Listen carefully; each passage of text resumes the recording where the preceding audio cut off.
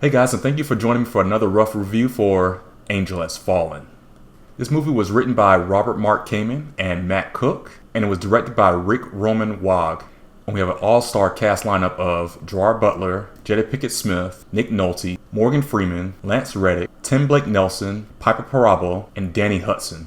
The only reason I even listed off all those people is because they all actually show up in the movie and they all have really good roles. They all do really good acting, and it was just a really awesome movie. Now, the first things first, before I even talk about the movie and how just awesome it was, we got to start with this first person. It's Nick Nolte. He does outstanding in this movie. He shows up as his dad for Mike Banning, the main character, and he has his own traits and he has his own skills and just scenes that he does, and he just steals every scene. He pretty much steals his whole movie, really. At first, he's this worn down veteran who goes through a lot. He has PTSD. He has a lot of worries about himself and how his actions affects the family, but that actually really gives him a really good character arc. It gives him a lot to go off of, and he has really good growth when he first enters the movie to the ending of the movie. And I just really love this character. You only get a taste in the trailers of just how badass he can really be, but there's a lot they don't show in the trailers that actually plays up really well. They show him kind of be a little funny. He is a little bit of a badass, like old man vet kind of thing. But when you actually get to the movie and you actually watch him, he has a lot of really funny scenes. He has a lot of really badass scenes, even for this old guy. I think he's like 73 years old or something like that. And actually, I didn't even recognize Nick Nolte at first because he has this big, burly white beard and he has a Santa Claus look going on. But he even plays the PTSD up really well with his anxiety and his shaking and, like I said before, his self-doubt. But by the time you get to the end of the movie, they really play him up as he really figures out himself. He really finds out that he actually hurt the family a little bit more by not being there with Mike Bannon from the beginning. And they really learn how to grow together, and they really kind of have their moments. And I thought he did really well. If I can say one thing is, I think he definitely deserves the Best Supporting Actor nomination this year for this role. I really do mean that. I know I'm throwing out a lot of nominations, supporting, whatever, lately in these movies, but I think he definitely deserves this. He really stands out in this movie. So let's go back to how good this movie really is. First movie, he starts off as trying to save the president and the White House from some secret organization or something like that. The second movie, he goes to London. He tries to save the prime minister or somebody or whatever from some secret organization. And in this one, pretty much he's trying to save the president again, but this time he's more or less stranded for himself, trying to save himself from a secret organization again. And at first you think this movie is just going to be a big, dumb, stupid action movie, and it kind of is, really. You kind of have to love those kind of movies to really get into it. So when you go in with the idea that it's going to be a lesser movie, thinking, alright, it's just going to be a stupid movie, and actually it's really good. It's probably actually the best out of the three. No, actually, it is the best out of the three, with this one, the third movie, being the best one, then the first movie being the second best, and the second movie being the least of all of them. But this is definitely a great movie, lots of action. It does a really good job with giving you just enough exposition to move you through the story, to kind of break up the action a little bit. But then when they have the action scenes that really take you in and it really gets you going, like, man, that was good. It was a really good fight scene, a lot of good weaponry, a lot of good guns, a lot of good everything. There's just enough action to keep you going, spread throughout the movie, scene to scene, from the first act to the second act to the third act, and it's just awesome. So just to talk about a few of the actors in the movie, I think Gerard Butler does a really great job playing these kinds of roles. Even starting out with 300, he did a really good job with portraying this actor, the King Leonidas or whatnot. And then coming into these movies, he kind of keeps that thing going, where he plays these serious characters to kind of have their little quirks, but he knows how to keep the action. He knows how to do the action. He knows how to get into the roles. I think it's kind of getting up there in age, but it doesn't even matter at this point. Movies like John Wick and Taken, I think he definitely has his own genre here. I think he definitely jumps into that genre and he keeps momentum going and he knows what he's doing. I really love what he does here. Another actor or character in this movie was Jada Pinkett Smith's character. I think she does a good job with giving us enough exposition to kind of look on both sides, even from the police point of view. I think Smith's role in this movie does a really good job with showing us the logical point of view from the FBI's perspective and trying to chase down Banning. And then at a certain point, she finds out that maybe she's not so entirely sure of what's actually happening here. And I like how they show that, and I like how they use her in this movie. Danny Hudson's another actor that shows up in this movie that I didn't even know he was in it. The last time I saw him was in X-Men Origins Wolverine, which probably wasn't the best X-Men movie, but I think he did a really great job, and he does a similar role here where he leads a certain organization, and I thought it was great. I thought everything he did and everything he brought to this was fantastic. He does a great job with the action scenes. I was like, wow, I cannot believe, like, how old is this guy? He has his own action scene, his own fight scene. He sets up a lot of plot. He has a lot of dramatic roles in this, and I thought he did a great job. When you get to big, goofy, silly movies like this, there does seem to be some negatives that you have to take into account for. One thing that really bothered me right at the beginning of the movie is they use this handheld cam way of shooting, and I thought it really was distracting. Especially at the beginning, they have a talking scene, and they're walking, and the camera's already at an angle, but then you can tell it's a handheld because it's kind of shaky a little bit, but it's not all over the place. They're not shaking the cam on purpose, but it's just enough to kind of get you distracted.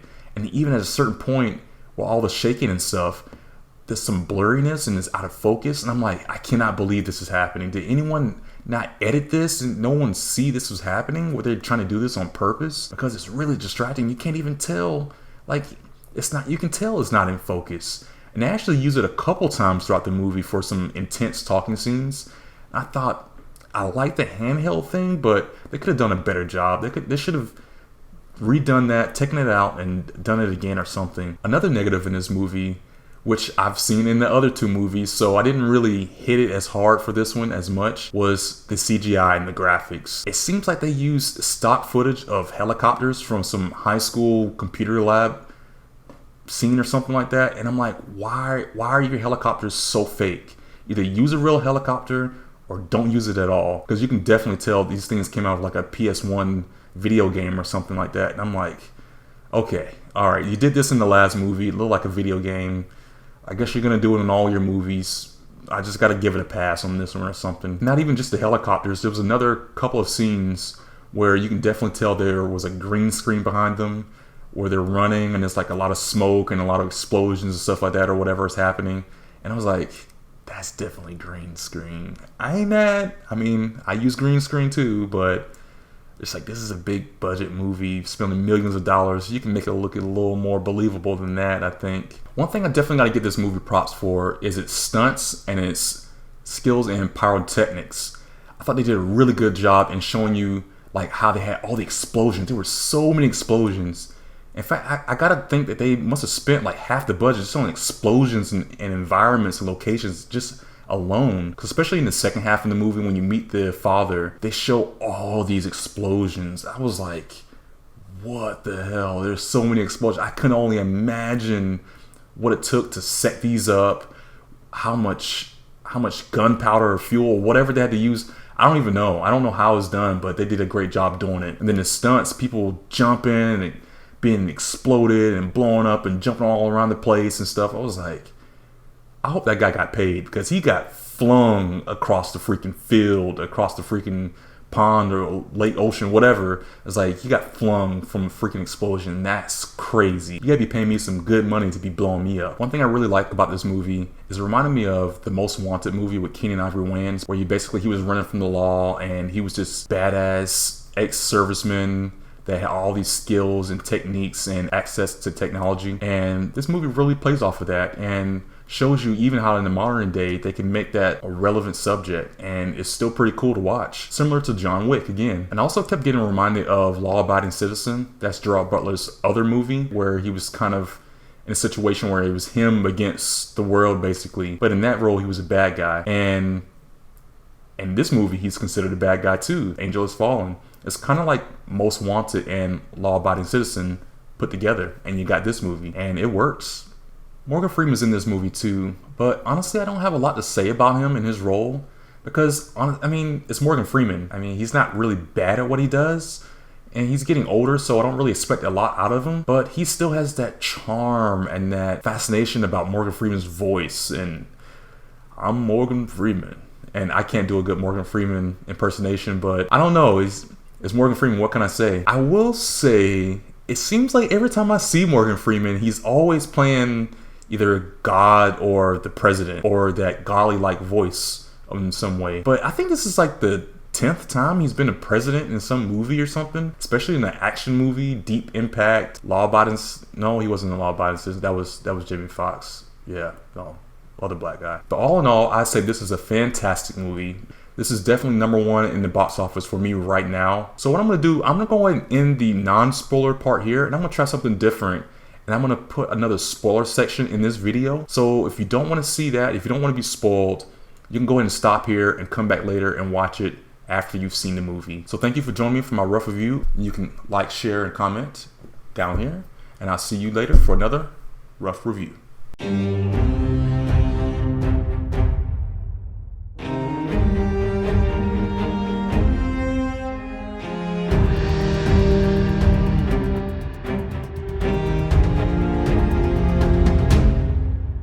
Hey guys, thanks for coming back for the spoilers. So I definitely want to start off with Nick Nolte as the father again. I can't say how much enough that this guy is awesome in this movie. He's definitely the best part of the movie. Definitely at the end, they have an end credit scene with Mike Banning and his father, and they really play off of the comedy and have those two try to go do a bonding thing, and it's so funny. You just gotta watch it for yourself. I can't even explain it here. Just go watch it and just have some laughs. Also, going back into the movie, in the forest scene when his father's trying to save him, they run out into the middle of the woods and lay down in the dirt, and the dad's like, "Old bull, new bull," or something like that. And then he starts hitting the triggers and starts making all these explosions, and basically the Secret Service or the military group is trying to follow them and trying to find Mike Banning so they can kill him and his father in the middle of this forest.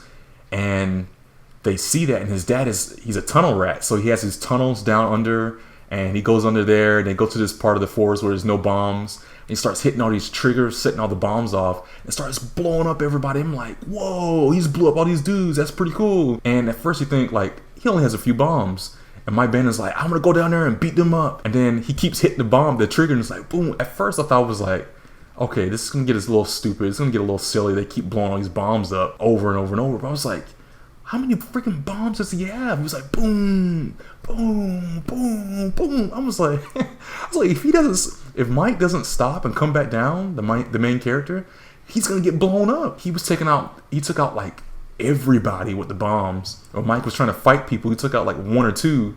Then he finally ran back and he's like, you almost blew me up.